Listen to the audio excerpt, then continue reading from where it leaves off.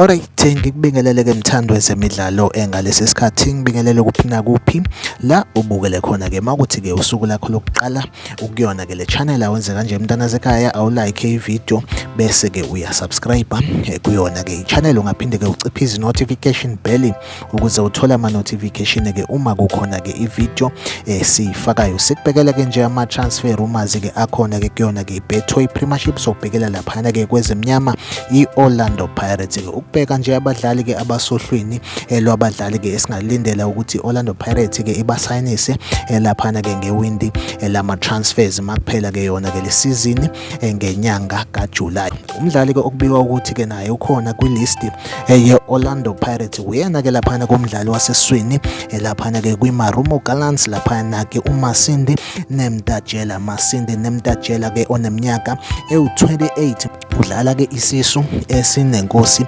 phakathi Orlando Pirates-ke yafuna ukuthi-ke imsayinise emakuvulwa-ke lona-ke iwindi lama-transfers. Yona update engiyiphethe-ke njengamanje like ivideo ebese-ke uyasubscribe kuyona-ke i-channel. Mina nawe asihlangabezane kwivideo elandelayo.